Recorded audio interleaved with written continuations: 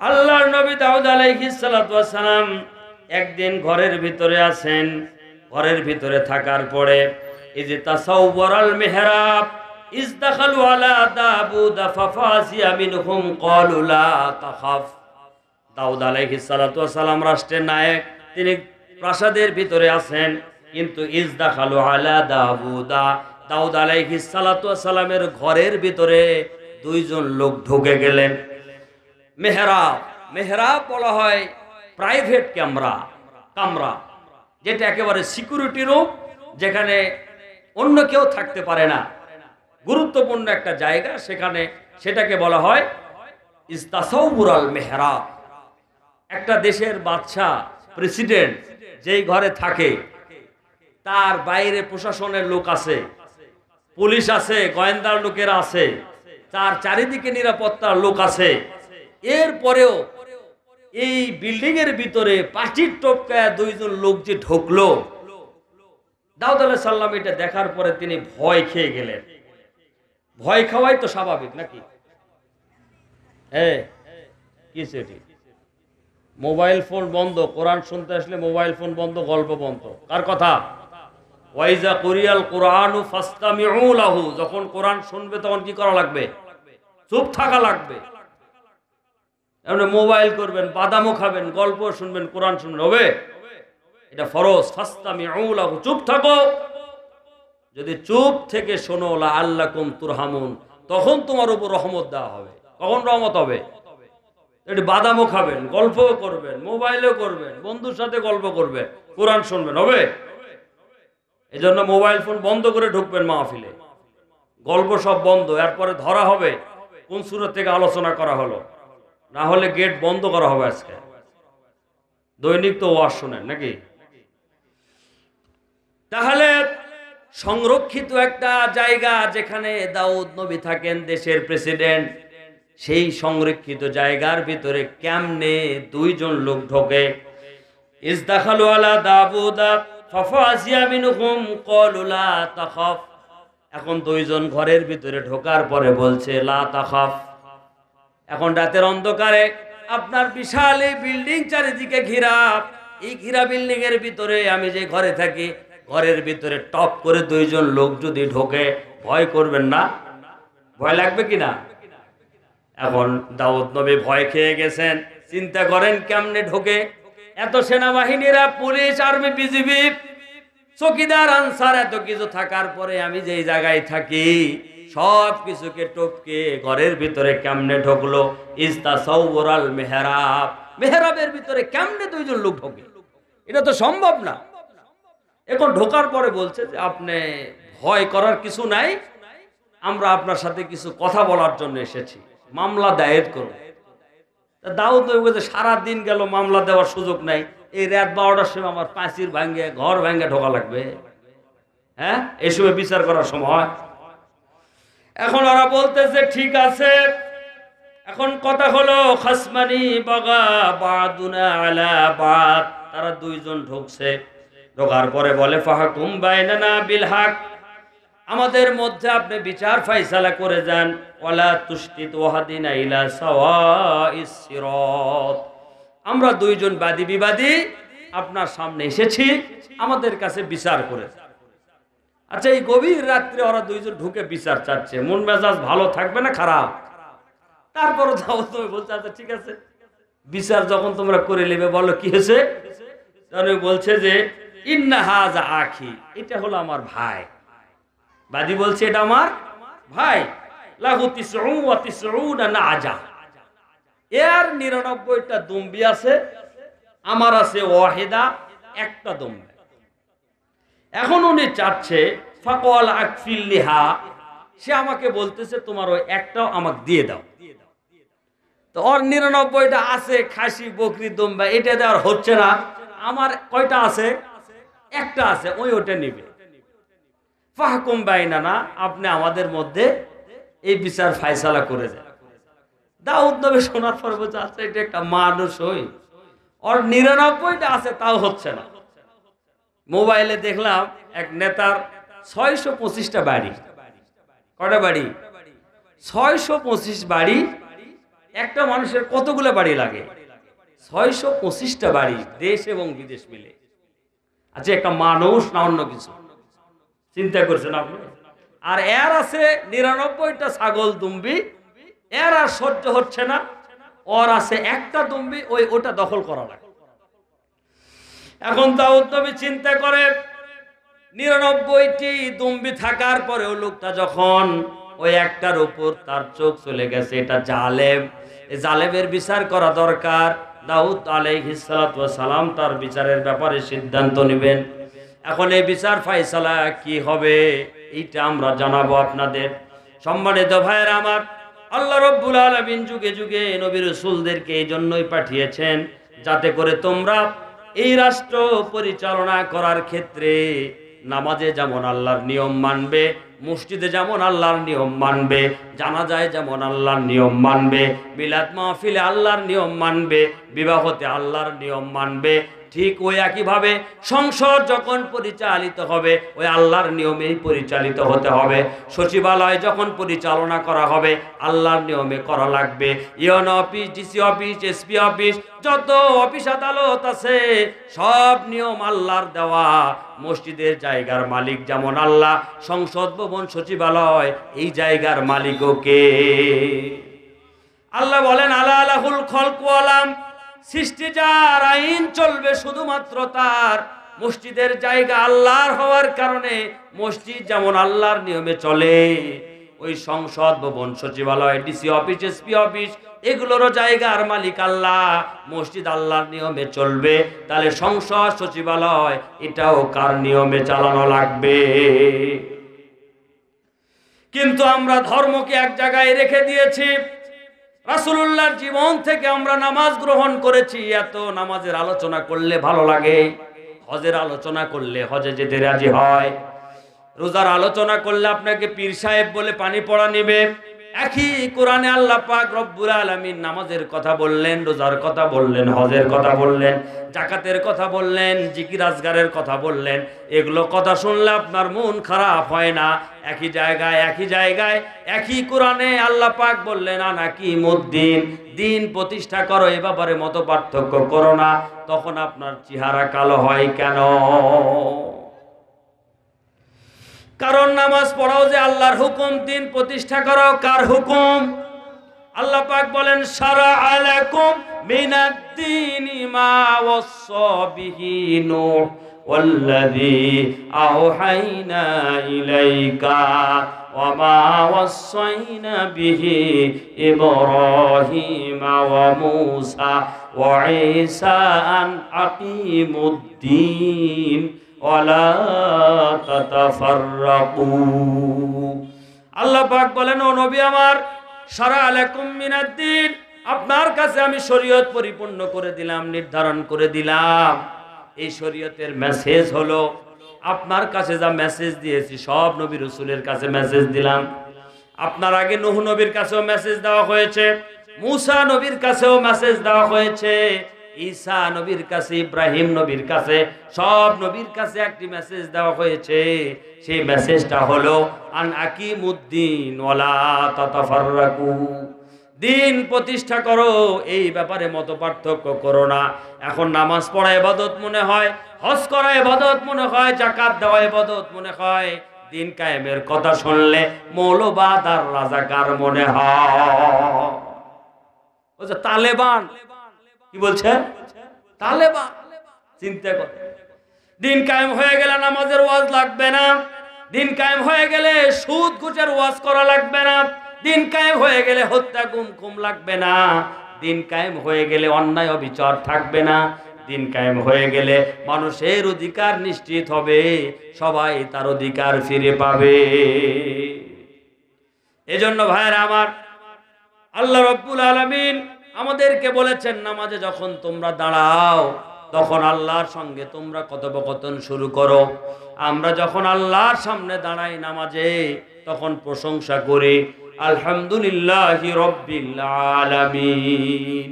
আল্লাহ পাক বলেন, আমার সামনে দাঁড়ায় প্রশংসা করো, শুকরিয়া আদায় করো। আমি আল্লাহ চুপ থাকি না, তোমাদের আজ নামাজের ভিতরে তোমাদের কথাগুলোর জবাব আমি দিয়ে দিই। কিন্তু এই জবাবগুলো আমাদের সময় শোনার মতো সময় মুসল্লিদের আছে নাই। ইমাম সাহেব তাড়াতাড়ি নামাজ শেষ করে না কেন? নামাজের রুকু সেজদা দেরি হলে মুসল্লিদের মন খারাপ, কষ্ট হয়। কিন্তু নবীজি বলেন, নামাজে যখন বান্দা দাঁড়ায় তখন আল্লাহর সঙ্গে বান্দার কথোপকথন শুরু হয়। জুনায়েদ বাগদাদী রাহিমাহুল্লাহ তিনি একদিন সফরে রওনা দিলেন। সফর করতে করতে এক জায়গায় গিয়ে অবস্থান করলেন। ওনার সঙ্গীদেরকে নিয়ে নামাজে রক্ত হয়ে গেছে। আসরের নামাজ তিনি পড়ার জন্য প্রস্তুতি নিচ্ছেন। এরপরে নামাজের প্রস্তুতি নেওয়ার পরে সফর সঙ্গীকে বলে, তুমি ডানে বাঁয়ে খুঁজে দেখো কিছু লোকজন আছে নাকি, যদি আরেকজন পাওয়া যায়, 3 জন হলে জামাতে নামাজটা হয়। সফর সঙ্গী ডানে বাঁয়ে খোঁজ খবর করে দেখেন লোকজন নাই, তবে গাছ কাটার কিছু শব্দ হয়। সামনে এগিয়ে গেলেন, গিয়ে দেখেন একজন মানুষ গাছ থেকে ডালগুলো কাটতেছে কাঠ সংগ্রহ করার জন্য। এখন জুনায়েদ বাগদাদীর সফর সঙ্গী তাকে বলেন, মুরব্বী গাছ থেকে নামেন, আসরের নামাজের সময় হয়ে গেছে, নামাজ পড়ি একসঙ্গে। লোকটা গাছ থেকে নামার পরে এইবারে ওযু করে নামাজ পড়ার জন্য 3 জন প্রস্তুত হওয়ার পরে জুনায়েদ বাগদাদী বলেন, মুরব্বী আপনি সিনিয়র মানুষ, আপনি নামাজ পড়ান। এখন কাঠুরিয়া বলে, আমি তো বয়োজ্যেষ্ঠ মুরব্বী, ঠিক আছে, কিন্তু আপনার জামা কাপড়ের সাইজ দেখে মনে হয় আপনি শিক্ষিত মানুষ, সচেতন মানুষ, আলেম মানুষ, আপনি নামাজ পড়ান। তো উনি বলছে, না আমরা মুসাফির, আপনি এই জায়গায় বাড়ি, আপনি মুকিম, আপনি নামাজ পড়ান। শেষ পর্যন্ত পেলাপেলির কারণে ওই কাঠুরিয়া ইমামতি শুরু করলেন নামাজ পড়ানোর জন্য। জুনায়েদ বাগদাদী চিন্তা করে, আমি অনেক দূর যাব, মুসাফির মানুষ, সফরে আছি, নামাজটা দ্রুত শেষ হলে আবার আমরা ঘোড়া নিয়ে রওনা দিব। এখন মুরব্বী যখন নামাজ শুরু করেছেন, এখন নামাজ পড়ার পরে তিনি কিয়ামে আছেন, তাকবীরে তাহরিমা দিয়ে কিয়ামে দাঁড়ায় আছেন, রুকুতে আর যায় না। এখন বাগদাদী চিন্তা করে, ঘটনা কি, যাওয়া লাগবে অনেক দূর, মুরব্বী রুকু করে না কেন? অনেকক্ষণ পরে মুরব্বী রুকু করেন, রুকুতে গেলে আবার উঠতে অনেক দেরি হয়, সেজদা করেন, সেজদা থেকে উঠে আবার বসেন, অনেকক্ষণ দেরি করেন, আবার সেজদা করেন, লম্বা নামাজ শুরু করছে। নহটাতে নামাজ পড়ায় যখন, আবার আজকেও মাগরিবের নামাজ যখন এখানে পড়ায়, দেখবেন মুসল্লিরা ধৈর্য ধরতে চায় না। নামাজে যখন শুরু হয়, ধীরে ধীরে নামাজ তেলাওয়াত শুরু হলো, পড়া শুরু হলো, রুকুর তাসবিহগুলো বলা শুরু হয়, আর ধৈর্যর শেষ নাই, সব কাশাকাশি গলা হাঁকার ওই সময় শুরু। উনি গলা হাঁকার দিয়ে বোঝায়, হুজুর আমার তো সব শেষ, আপনি কদ্দুর গেলেন নাকি, আমার তো সব শেষ দোয়া, আপনি এতক্ষণ উঠে থাকেন রুকু থেকে সেজদা থেকে। আবার তাশাহুদ পড়ার পরে দরুদ শরীফ পড়েন, মাসুরা পড়লেন, পড়ার পরে রাসূলুল্লাহ 4টা কথা না বলে সালাম ফিরাতেন না। আল্লাহুম্মা ইন্নী আউযু বিকা মিন আযাবিল কবর, আউযু বিকা মিন ফিতনাতিল মাসিহিদ দাজ্জাল, আউযু বিকা মিন ফিতনাতিল মাহইয়া ওয়াল মামাত, আল্লাহুম্মা ইন্নী আউযু বিকা মিনাল মাসানি ওয়াল মাগরাম।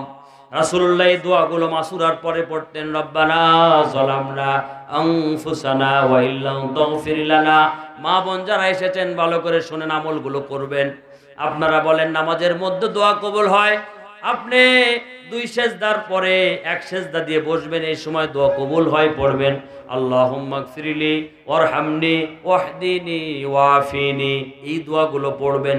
নামাজের মধ্যে দোয়া কবুল হয়, দোয়া মাসুরা পড়ে ইমাম সাহেব সালাম ফিরাই না, আপনারা পড়বেন রব্বানা যালামনা আনফুসানা ওয়া ইল্লাম তাগফির লানা ওয়া তারহামনা লানাকুনান্না মিনাল খাসিরিন। রাসূলুল্লাহ এই দোয়াগুলো পড়তেন, আল্লাহ আমাকে জাহান্নামের আগুন থেকে বাঁচাও, দুনিয়ার ফিতনা থেকে বাঁচাও, ঋণ থেকে বাঁচাও, বড় পাপ থেকে বাঁচাও। রাসূলুল্লাহ দোয়াগুলো পড়তেন। এখন যত দ্রুত সালাম ফিরানো যায়, তারাবির নামাজগুলো যত দ্রুত যে ইমাম নামাজ পড়াতে পারবে, মসজিদের ইমামতি আর টিকবে নাকি? এখন জুনায়েদ বাগদাদী চিন্তা করে, মুরব্বীর এই নামাজ 4 রাকাত শেষ হতে তো আমার অবস্থা খারাপ, আমি তো যাব অনেক দূর, মুরব্বীর তো নামাজ শেষ হয় না। এক পর্যায়ে নামাজ শেষ হলো। জুনায়েদ বাগদাদী বলেন, হুজুর আমার জানতে ইচ্ছা করে। আমার জিজ্ঞাসার বিষয় হলো, আপনি তো কাঠুরিয়া মানুষ, কাঠ কাটলেন, নামাজে এত বিলম্ব করেন কেন? কাঠুরিয়া কোন বলছে, হুজুর শোনেন, আমি কাছ থেকে কাঠ কাটলাম, এটা বাজারে নিয়ে বিক্রি করব, এরপরে চাল ডাল কিনবো, বাড়িতে নিয়ে যাব, তারপরে সন্তানরা খাবে। আপনার প্রশ্নের জবাব আমি দিতে পারবো। কথা কি বুঝতে পারছেন? এখন আমরা যারা জুনায়েদ বাগদাদীতে প্রশ্নের উত্তর জানতে চাই, আমাদেরও জানার দরকার আছে না নাই? নাই। সবাই বলেননি তো, আমারও বলার ইচ্ছাও নাই। আমি যত দ্রুত পারি রুহুল আমিন ভাই দিয়ে চলে যেতে চাই, নাকি? সবার শোনার ইচ্ছা আছে না? সবাই বলেননি। এই দিক কারাগুলো তো বলেইনি। সবাই শুনবেন। লিল্লাহে তাকবীর, লিল্লাহে তাকবীর, লিল্লাহে তাকবীর। সবাই বলেননি। লিল্লাহে তাকবীর কার নাম? কোন নেতা, কোন দলের? কার নাম? তা আল্লাহর নাম নিতে অবস্থা কেন বলেন? আল্লাহ পাক বলেন, ইয়া আইয়ুহাল মুদ্দাসসির কুম ফাআনজির রাব্বুকা ফাকাব্বির ওয়া সিয়াবাকা ফাতাহির। ও কম্বল আবৃতকারী ব্যক্তি, কম্বল গায়েতে কোনো কাম নেই। ইয়া আইয়ুহাল মুদ্দাসসির, কম্বল খুলে ফেলেন, কম্বল থেকে দাঁড়ায়া যান। কুম ফাআনজির, দাঁড়ায়া যান, মানুষকে সতর্ক করেন। রব্বুকা ফাকাব্বির, আপনার রবের বড়ত্ব প্রশংসা আদায় করতে থাকে। এজন্য আল্লাহর প্রশংসা করা দরকার, কিন্তু প্রশংসা করতে চায় না। আপনি ভাবেন তো, আল্লাহ যে জিহবা দিয়েছেন, দুনিয়াতে যত প্রকারের স্বাদ আছে সব স্বাদ বলে দিতে পারে যে জিহবা। মিষ্টি এটা, টক এটা, আম্বল এটা, এটা ভালো নয়, এটা খারাপ, সব ঘোষণা জিহবা থেকে আসে। পৃথিবীতে এমন কোন যন্ত্র নাই এরকম একটা জিহবা তৈরি করতে পারে। আল্লাহ বলেন, বান্দা আমি যে জিহবা তোমাকে দিলাম, পৃথিবীতে কেউ এরকম যন্ত্র তৈরি করতে পারবে না।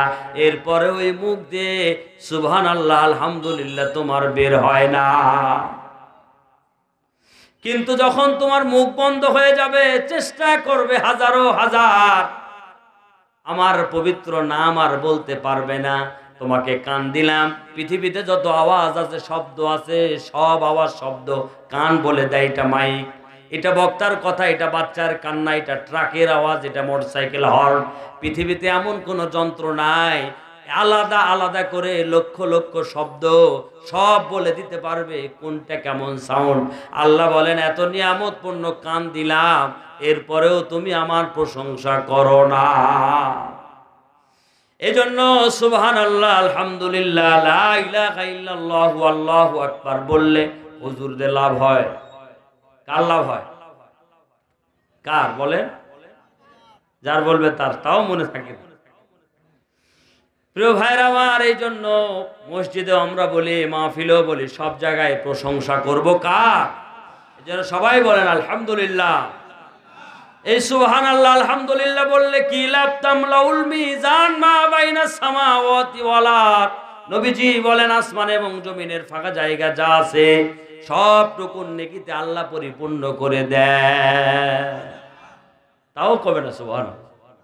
নেতার প্রশংসা শুনলে থাকাই মুশকিল। চা স্টলে, পৃথিবীর কোন জায়গায়, পৃথিবীর কোন রাষ্ট্রে কি হচ্ছে কোনো খবর না পালে, নেট, ফেসবুক, পেপার পত্রিকা না পেলে চা স্টলে যাবেন, এখানে সব গবেষণা হয়। কথা কি বুঝতে পারছেন?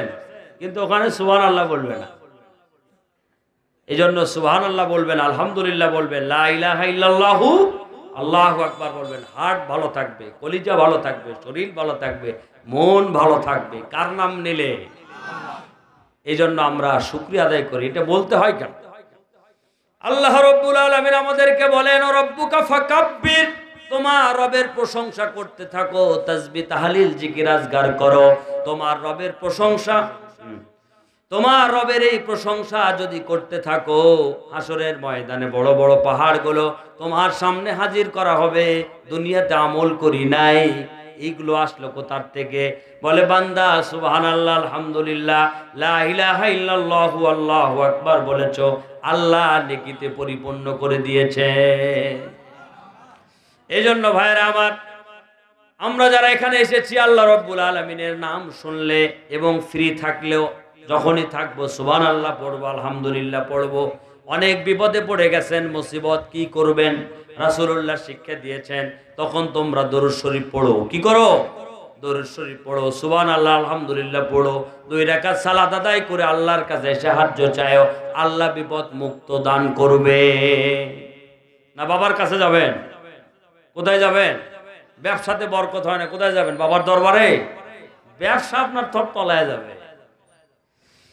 যারা মনে করেছিলেন দাম্ভিকতায় জালিমগিরি করে হত্যা গুম করে সারা জীবন ক্ষমতায় থাকবো, বাবাদের আশীর্বাদে, দাদাদের আশীর্বাদে, সব আশীর্বাদ ধ্বংস করে দেশ ছেড়ে তাদেরকে চলে যাওয়া লেগেছে। কিন্তু যারা আল্লাহর উপর ভরসা করে আল্লাহর গোলাম হয়েছিল, আল্লাহ তাদেরকে বিজয় দান করেছেন কিনা বলে।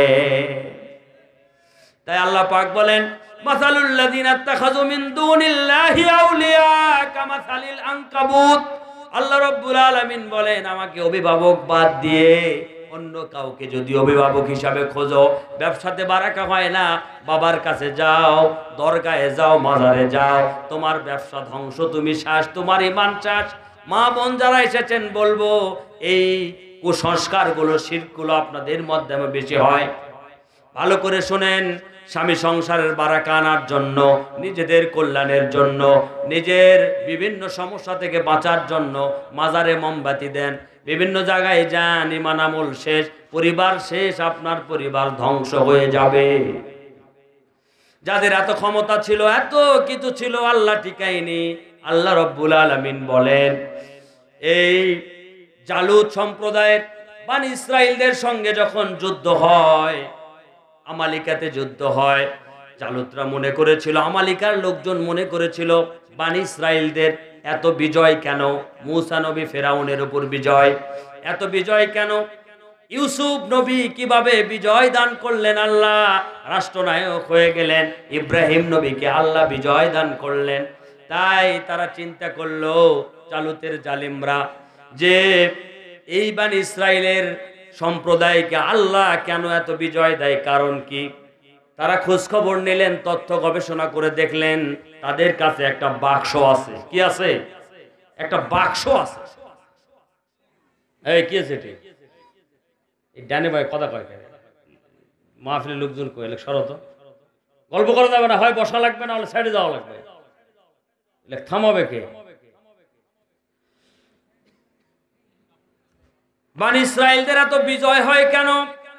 গবেষণা তথ্য চিন্তা করে তারা ভাবলো, তাদের কাছে একটা বাক্স আছে, ওই বাক্স যুদ্ধে যখন নিয়ে যায় তাদের বিজয় হয়। আমালিকারা চিন্তা করলে বাক্স ছিনিয়ে নিতে হবে বানি ইসরাইলদের কাছ থেকে, তাছাড়া বিজয় ঠেকানো যাবে না। বানি ইসরাইলরা যখন আল্লাহর এত নিয়ামত পাওয়ার পরে অকৃতজ্ঞ হলো, শুকরিয়া আদায় করতে চায় না, আল্লাহর নাফরমান বান্দা হলো, তখন তাদের উপর আল্লাহ গজব দিলেন। আমালিকারা যুদ্ধ করা শুরু করলো। যুদ্ধের লক্ষ্য উদ্দেশ্য ছিল বানি ইসরাইলদের থেকে ওই বাক্স নেওয়া। ওই বাক্সের ভিতরে আছে ইব্রাহিম আলাইহিস সালাতু ওয়াস সালাম আগুনে যখন পড়ে যাচ্ছিলেন, আল্লাহ তাকে দিয়েছিলেন বেহেশতি পোশাক। ওই বাক্সের ভিতরে আছে মূসা নবীর পবিত্র লাঠি, ওই বাক্সের ভিতরে আছে ঈসা নবীর পাগড়ি, ওই বাক্সের ভিতরে আছে সব নবীদের নাম, যেটা আল্লাহ আদম নবীকে উপহার দিয়েছিলেন। এখন বানি ইসরাইলরা যখন অকৃতজ্ঞ হয়ে গেল, আমাদের মতো আল্লাহর নাম শুনলো, মসজিদে আজান হলো, ও যে হুজুর আপনি যান, আরে হুজুর তো যাবে, হুজুরের তো কাম যাবে, তা আপনি কি করবেন বসে? হ্যাঁ, এইভাবে যখন অকৃতজ্ঞ হলো, আল্লাহ রাব্বুল আলামিন বানি ইসরাইলদেরকে সাজা শাস্তি দিলেন। এখন তাদের চিন্তা হলো, টার্গেট হলো, আমালিকাদের চিন্তা হলো, ওইভাবে বানি ইসরাইলদের কাছ থেকে আমরা ওই বাক্স কেড়ে নিব। এই বাক্সের কারণে তারা সব যুদ্ধে বিজয় পায়। এরপরে আল্লাহ রাব্বুল আলামিন তাদেরকে বিজয় দিলেন। লাস্টে যখন বানি ইসরাইলরা জুলুম, অন্যায়, অবিচার শুরু করেছে, শেষ পর্যন্ত যুদ্ধের মাধ্যমে আমালিকারা তাদের কাছ থেকে বাক্সটা কেড়ে নিয়েছে। বাক্স নিয়ে যাওয়ার পরে তারা চিন্তা করছে, এই পবিত্র বাক্স রাখবো কোথায়? সিদ্ধান্ত নেওয়ার পরে বলে, আমাদের যেইটা মন্দির ঘর আছে, যেই জায়গায় দেবতারা থাকে, ওই পবিত্র জায়গায় রাখি, তাও ছাড়া কার বাড়ি নিয়ে যায়? সবাই বলছে আমার বাড়িতে রাখেন নাকি। সবাই চিন্তা ভাবনা করে মন্দিরে রেখেছেন তাদের দেবতার পায়ের নিচে। সকালবেলা মন্দির খুলে দেখে দেবতার পাটা ভেঙে দেবতার মাথার উপরে বাক্স নিয়ে দেবতা দাঁড়িয়ে আছেন। চিন্তা করে ঘটনা কি, আমাদের দেবতার চাইতেও বাক্সের এত শক্তি, আরে বাক্সের মধ্যে আছেই বাকি, বাক্স তো রাখলাম মাটির নিচে দেবতার পায়ের নিচে, এখন সেই দেবতা বাক্স নিয়ে মাথার উপরে খাড়া হয়ে আস। সর্বনাশ, এটা যদি পাবলিক জানতে পারে, এমনি তো আমাদের দেবতাকে মানে না, আরো মানবে না।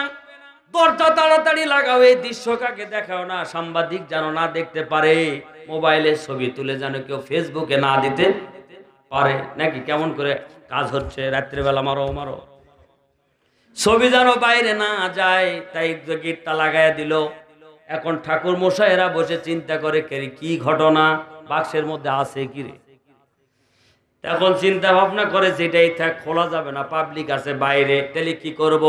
বলে এইবারে ছোট দেবতা, বড়র পরে যে ছোট দেবতা আছে তার পায়ের সঙ্গে ভালো করে লোহা মেরে বাক্স আটকে রাখো, মানুষ যেন কোনোভাবে এসে না দেখে দেবতা মাথার উপরে তার বাক্স নিয়ে আসে। এটা বানি ইসরায়েলদের বাক্স, বাণিজ্য শেষ। এখন রাখার পরে কয়েক ব্রেক মারার পরে ভিতরে যখন ডেকেছে, দরজা লাগিয়ে বন্ধ করছে, আজকে থেকে আপাতত কয়েকদিন মন্দিরে কেউ যাবেন না, কারণ মন্দিরে গেলেই আসল তত্ত্ব ফাঁস হওয়ার সম্ভাবনা আছে না নাই। এখন দ্বিতীয় দিন যাওয়ার পরে দেখে পেরেক মেরে পায়ের সঙ্গে যে বাক্স লাগানো আছে, এখন ওই দেবতার পা কাটা হাত কাটা দেবতা পড়ে আছে, বাক্সটা মূর্তির উপর ঘুরে।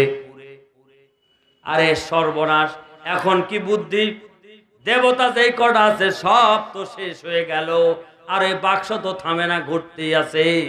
মুরব্বীদেরকে ডেকে বলা হলো এর সমাধান কি, বলে মন্দিরে রাখা যাবে না, দেবতা তো ধ্বংস, আমরাও ধ্বংস হয়ে যাবে, এটা সরাও। বলে বানি ইসরায়েলদের যদি এটা ফেরত দিতে যায়, মান সম্মানের ব্যাপার, যুদ্ধ করে জিনিসটা আমরা আনলাম, এখন যদি বাক্স ফেরত দিই তখন ওরা বলবে খুব বলে মারা না নাকি। আজকে বক্তা না আসলেই বুঝতে পারতো কর্তৃপক্ষ কেমন যুব কমিটি। কথা বুঝতে পারছেন তো? কয়েকজন আমাকে বলছে বক্তা গেল কোনটে, ওরে সর্বনাশ করেছে, মানে বক্তা হইলি আসবে। এরকম দুর্ঘটনা হওয়ারও সম্ভাবনা আছে না নাই, হয় না এরকম। তাই সবাই মিলে সিদ্ধান্ত নিল বাক্স রাখা যাবে না, বানি ইসরায়েলদেরকেও ফেরত দিতে দেওয়া যাবে না, মান সম্মানের ব্যাপার। তাহলে কি করা হবে, বলে গ্রামের ভিতরে রেখে দিই, শহরে রাখা যাবে না, গ্রামের ভিতরে রাখলে ওখানে লোকজন কম থাকে, কোনো সমস্যা হবে না। এখন গ্রামের ভিতরে রাখা হয়েছে, ওই গ্রামের ভিতরে রাখার পরে প্রত্যেকটা দিন রাতের বেলায় বড় বড় ইঁদুর আসে, ঘরের ভিতরে ঢোকে, ঢোকার পরে যেই ঘরেতে ঢুকবে ওই মানুষকে কলিজা রক্ত সব খেয়ে হত্যা করে ইঁদুর বাইর হয়ে চলে যায়। সবাই মিলে সিদ্ধান্ত, গ্রামের মানুষ আন্দোলন সংগ্রাম শুরু করলো, বাক্স হঠাৎ, বাক্স গ্রামের মধ্যে থোয়া যাবে না। এখন সবাই মিলে চিন্তা করে তাহলে কি করা হবে, গ্রামে তো কেউ বাক্স রাখতে চায় না, এই বাক্স রাখবো কোথায়, তাহলে চলে যাও মরুভূমির অঞ্চলে, যেখানে কোনো মানুষ বসবাস করে না, কোনো মানুষ সেখানে পরিবার নিয়ে থাকে না, সেই বাক্স সেখানে রাখা হোক। বলে ওটাই ভালো, গ্রামের মধ্যে রাখা যাবে না। সবাই মিলে সিদ্ধান্ত নিয়ে বাক্সকে রেখে আসলো মরুভূমির উত্তপ্ত এলাকায়, যেখানে মানুষ যায় না। কিন্তু দুঃখ হলো, যখন ব্যবসায়ী কাফেলা ওই দিক দিয়ে যায়, ওই বাক্স আক্রমণ করে ওই ব্যবসায়ী কাফেলাকে হত্যা করা শুরু হয়ে গেল। লোকজন ওই দেশের উপর মামলা দিয়ে দিল জালুতের ব্যাপারে, আমরা এই দেশের উপর দিয়ে ব্যবসা বাণিজ্য করতে পারি না, এই বাক্স এখান থেকে সরাও। এখন সবাই মিলে বাক্স নিয়ে চিন্তিত হয়ে গেল, বাক্স কোথায় রাখা হবে। এখন নবী বংশের একজন মহিলা ছিল, সবাই মিলে সিদ্ধান্ত নিল আমাদের দাদা ঠাকুর বাবারা কেউ এই বাক্সের সঠিক সমাধান দিতে পারে নাই। চলো নবী বংশের ওই মহিলার কাছে, সবাই মিলে মহিলার কাছে গিয়ে বলে, আমরা এই বাক্স এনেছিলাম বনী ইসরাইলের কাছ থেকে। বলে এই বাক্স হলো আল্লাহ রাব্বুল আলামিনের রহমত কল্যাণ, এটা তোমরা কেন এনেছো? এই বাক্স আনার কারণে এই রহমত কল্যাণ তোমরা পাবে না, কারণ তোমরা হলো মুশরিক। তাহলে এখন কি করব, সমাধান কি? এখন ওই মহিলা সমাধান বলবে। এখন যে সমাধান এই জালুতের সম্প্রদায় জালেমরা মালাকেরা জানতে চায়, আমরাও জানার দরকার আছে না নাই? এবারও তো সবাই জানতে চাননি। এই তাহলে কেমন করে বলবো বলেন? ছাত্র যদি আগ্রহ না থাকে ওটি ক্লাস হয়? ক্লাস হয় না। আমি কিন্তু এগুলো ওয়াশ করার লোক না, তারপরে আপনাদের অবস্থান দেখে আমি সাবজেক্ট চেঞ্জ করা শুরু করলাম। তাছাড়া এখানে হবে না। শুনবেন, সবাই শুনবেন বাক্সর কি ঘটনা। না সবাই না বললে হবে না তো। আমার বাড়ি তো এখানে, আমি তো বলতেই পারি না, বলতে পারি না। অন্য জায়গায় নাম নাই বলেছি, টিম যখন কিছু বলিনি। আমার মা বোনরা অভিযোগ দিচ্ছে ওটি খানিক ছাড়িয়ে থুছেন, ওটা যেন আজকে বলা হয়। ওনাদের অভিযোগ আছে, সবার অভিযোগ মিলে সবাই রাজি শুনতে। লিল্লাহে তাকবীর, আল কোরআনের আলো, তোমার নেতা আমার নেতা, লিল্লাহে তাকবীর। সবাই শুনবেন তো ইনশাল্লাহ? আচ্ছা বাক্সর কি হয়েছে আমরা ইনশাল্লাহ বলবো, কিন্তু এখন ঘটনা হলো মসজিদের জন্য কিছু টাকা পয়সা লাগবে। কথা কি বুঝতে পারছেন? এই জন্য যারা আছেন টাকা পয়সা দেন, এই আলোচনাগুলো আমরা করবো ইনশাল্লাহ। আল্লাহর নবী বলেন হাসরের ময়দানে আরশের যারা ছায়া পাবেন তারা তো ধন্য ব্যক্তি, কিন্তু অনেক মানুষ আছে যারা আরশের ছায়া পাবে না। তাহলে তাদের কি হবে?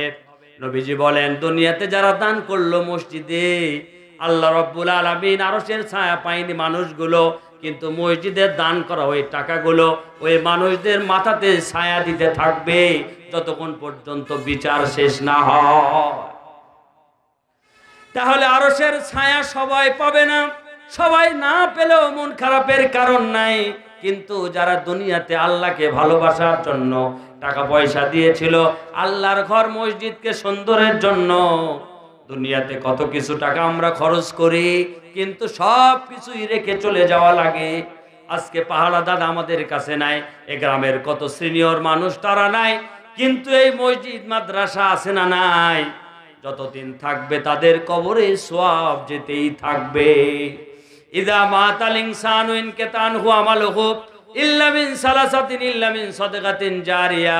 নবীজি বলেন আল্লাহ রাব্বুল আলামিনের ঘরে যখন বান্দারা দান করেন, ওই টাকাটা মসজিদে কোটাতে পড়ার আগে, ওই টাকাটা মাহফিলের কর্তৃপক্ষের হাতে পড়ার আগে বিয়ামিনিহি আল্লাহর কুদরতি হাত সেখানে আল্লাহ পাঠিয়ে দেন।